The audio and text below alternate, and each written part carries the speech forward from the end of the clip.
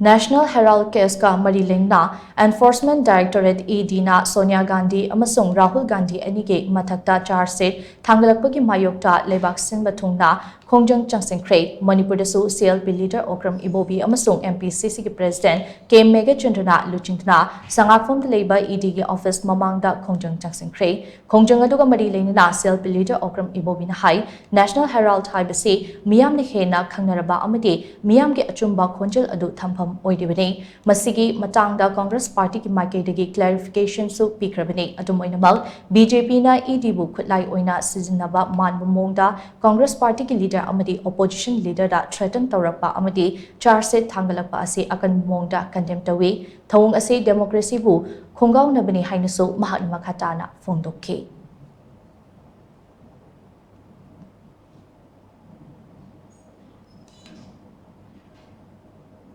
National hero like say, Mayam India, Prime Minister Yaruki, General Pepper money for say. But down to the owner, India, I'm CR, General Namani Machine, Mathakta, land pressure of Salaga. Boy, details are security. Moina charge sheet. I tell you, Yaroi, Kota Hayem trials at her Motanaga, but the Sabzava is details even the Brigadi, Moika, conviction Piva, and the Piva Haji Yaro, Latuko, as I undertook by a Haji Yagi, opposition political party, leadership say, that if the movement of Bungam Danaba Haina, and Topa Haibantani, and in the Haibang Danaba Haina, Scuba. Political vendetta with the Congress Party now strongly condemned the nationwide machine protest of it. The Manipuri the Dagi is putting him a company protest of the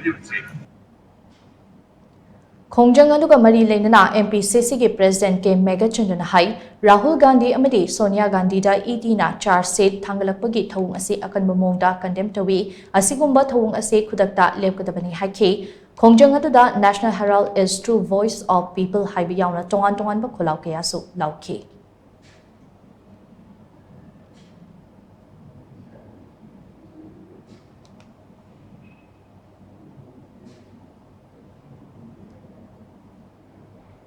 Wasigi EDC BJP ki kulai with the Sinava Yaninde, Mara Laitava, leader of opposition, Sri Rahul Gandhi, Maki Mathakta, ED the Sarsi Topo Yaninde, Belam Sonia Gandhi, Maki Mathakta Su, ED the Sarsi Topo Yaninde, Highway protesta, Masi, Manipur Pradesh Congress Committee, ED office Mamanga, protest, Tawju. Prima comes to the Primata, Idiva. Masih protest sisateri. Transita National Herald Yesida Masida bagi Congress Party la investment tawi amasung tawi habitu. But